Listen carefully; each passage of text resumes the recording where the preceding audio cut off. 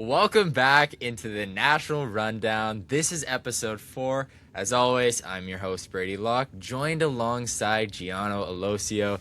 And once again, today is going to be a very action-packed episode as we have lots to go over, especially out in the CEBL. So make sure you are along for the ride with us, and we are going to give you a tremendous episode. So stay tuned for that insiders portion if you have not already. Go purchase that because you're not going to miss what we have in store. So starting things off, Geono, I'm just going to check in with you. How are you feeling this week? Back again, it's very exciting. It is very exciting, man. There's been so much action in the CBL, and obviously the CFL is kicking off. So things are moving, especially in the CBL. Obviously, lots of upsets. Lots of movement in our power rankings already. I think there's definitely a lot for us to talk about this week, and especially going forward in the season because there's a lot of new teams that I don't think that many people expected to be good, but are kind of shaking up the league right now. Yeah, I think this has been, honestly, a very pivotal week. Although it's super early, I think a lot of the storylines are starting to take shape. And I think especially out east, there's a lot to consider because even going back a few weeks ago, I think there's going to be a lot of differences. So we will start it off with our national pulse. So we put our finger on the pulse and really get a sense of coast to coast. What is going on? What are some of the big scores, big news, headlines? So Geono, as always, we're going to start it off with you out west. What's going on there?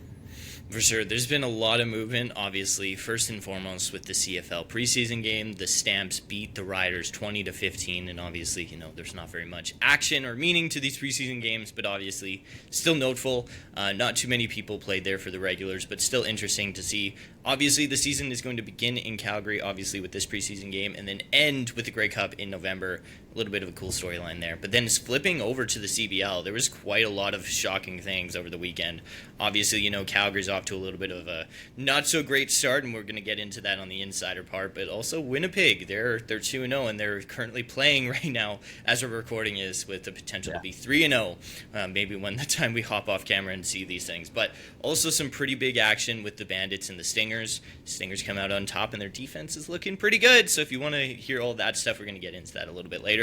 Obviously, the Mamba, they're not looking so hot either. So things are kind of, moving around out here. There's some teams that, haven't won yet, but there's also some teams that are looking pretty good. But overall, I think the West is really shaping up to be a really cool storyline this season.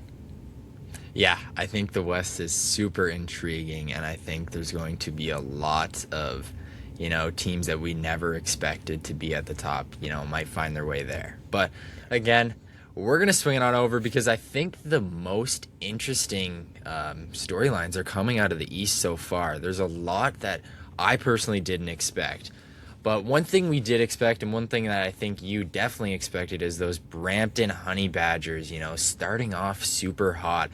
A 2-0 start to the season is going to be amazing for them going forward, getting that confidence off early, as we thought, it might take them a little bit to find their footing, but they are showing that, hey, we are here and we are here to stay. So Brampton's looking great, but two of the teams that I'm super excited for are Ottawa and Montreal. They both had their signings of Ottawa and Javonte Smart, bringing him back.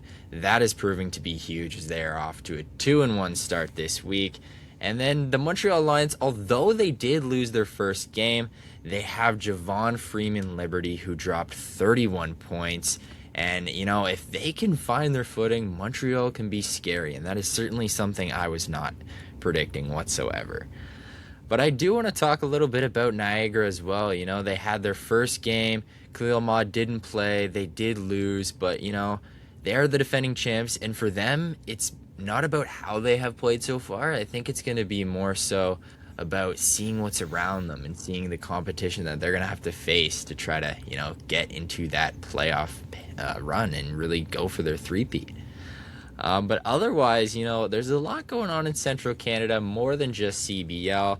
We have the Toronto Rock, who really took the NLL by storm towards the end of the season and were able to take down Halifax in a little East Coast action. Geono, what do you think about that NLL Finals matchup? Yeah, that was pretty crazy. Obviously, I'm kind of a newbie to lacrosse. It's been kind of my first full season watching it, but honestly, man, I've learned so much, and I can tell you immediately, this Toronto Rock team was so fun to watch. Obviously, they came off a really, really bad year last year. They picked all three of the top three picks in the 2025 draft, and it really paid off for them. The rookies showed out, man. There's so many people there, especially CJ Kurse, that were just absolute dogs for them. Obviously, it's not the regular, if you're an NHL fan or an NBA fan, it's very rare to see somebody go from worst to first in the matter of 1 year. But man, that was such a fun team. I think obviously there was some really good competition between an all-Canadian finals. But, Halifax was an 8 seed, and I believe Toronto was a 6 seed. There was a lot of competition there. I don't think many people had these two teams. So it was a little bit fun, especially if you're a Rock fan. I think a lot of people were excited to see them back in the NLL Finals, and obviously coming away with their first championship since 2011. So obviously it was a great finals. I think, honestly, these are the type of moments that lacrosse needs to grow the game a little bit more, especially in Canada. There's a lot of teams in Canada, especially compared to the United States. It's a lot more than what you might think. So obviously, great finals, and I'm really happy that it was an entertaining one, especially if you didn't have a team in it. Yeah, no, super exciting. And for me, I've watched a little bit of lacrosse in my day, but having a team like Toronto winning again, it's tremendous for us. And even Halifax being in the finals, I feel like Halifax doesn't have a lot of pro teams, so really getting that access is huge for them. But Yeah. I think that's going to wrap things up here for our free version, as we're going to transition over into the insiders. So make sure you guys stay tuned and stay locked in, because you're not going to want to miss this next portion of the podcast. So we're going to send it off for the free version. If you have not joined us already, make sure you do.